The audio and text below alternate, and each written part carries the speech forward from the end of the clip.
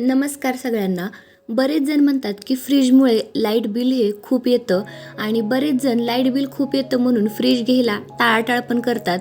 पण त्यांच्यासाठी मी आजचा हा व्हिडिओ आणला आहे. मी सांगितलेल्या काही छोट्या छोट्या टिप्स जर वापरल्या तर फ्रीजमुळे विजेचे जे जास्त बिल येतं ते अजिबात येणार नाही. आणि ज्यांना वाटतं की आमच्या फ्रीजमुळे विजेचे बिल जास्त येतात त्यांनी तर ह्या टिप्स नक्की फॉलो करा आणि त्याच्यानंतर तुमचं येणार विजेचे बिल हे तुम्ही चेक करा. तर आजच्या व्हिडिओमध्ये अगदी सोप्या काहीही न खर्च करता छोट्या छोट्या टिप्स आणि रोजच्या सवयींमध्ये थोडासा बदल करून मी दाखवलेला आहे.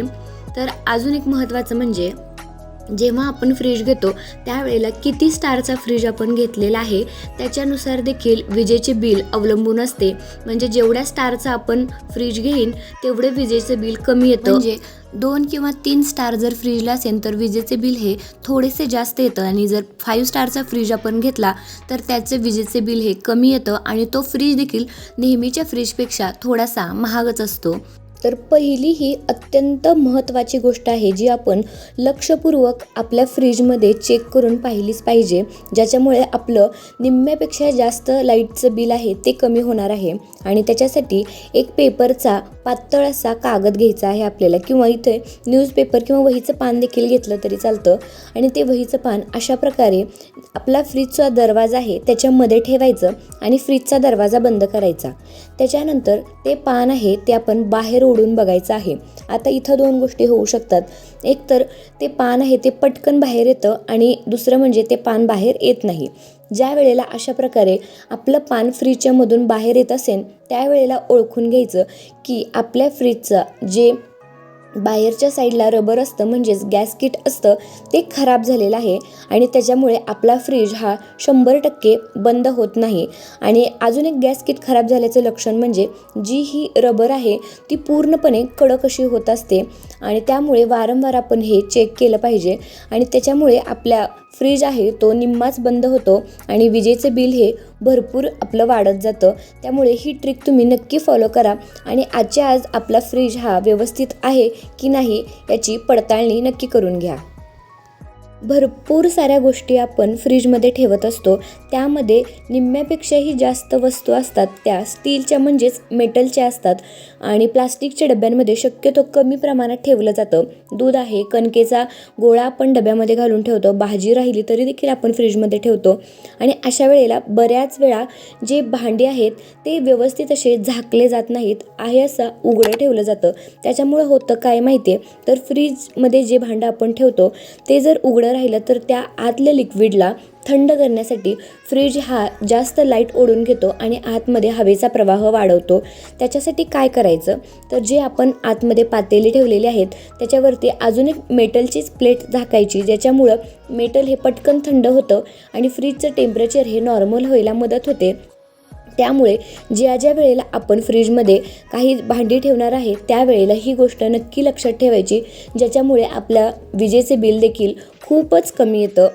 बऱ्याच वेळा फ्रीजमध्ये खूप सारं सामान ठेवल्याने देखील फ्रीजला भरपूर वीज खेचून थंड हवा तयार करावी लागते. त्याच्यामुळे देखील विजेचे बिल हे खूप वाढते. त्यामुळे फ्रीज हा शक्यतो कमी आणि मोकळ्या सामानातच ठेवावा.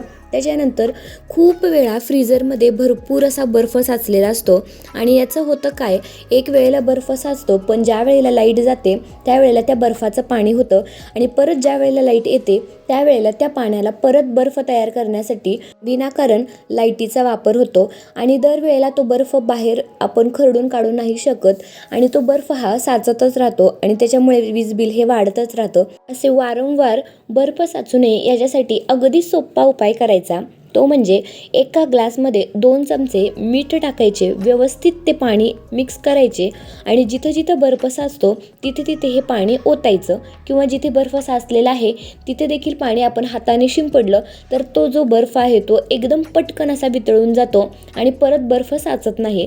आणि हे केल्याने बर्फ साचत नाही आणि मग आपल्याला डिफ्रॉस्ट देखील करण्याची गरज पडत नाही आणि या सगळ्यांचा परिणाम म्हणजे विजेचे बिल कमी येतं. आणि तोच आपला मेन मुद्दा आहे की फ्रीजमुळे आपल्याला एवढं विजेचे बिल का येतं. तर ह्या अगदी छोट्या छोट्या पण खूप महत्त्वाच्या ज्या गोष्टी आहेत ज्या आपल्या नजरेच्या आड दडून जातात आहेत की नाही, छोट्या छोट्याच पण खूप बदल घडवणाऱ्या ह्या गोष्टी. त्यामुळे आता पुढच्या वेळेला ज्या वेळेला आपण फ्रीजकडे जाऊ या गोष्टींचं नक्की लक्ष देऊन निरीक्षण आपण करायचं, ज्याच्यामुळे आपल्या विजेचे जे बिल आहे ते खूप कमी येणार आहे आणि फ्रीजमुळे लाईट बिल येतं हा जो टोमणा आहे तो ऐकायला येणार नाही.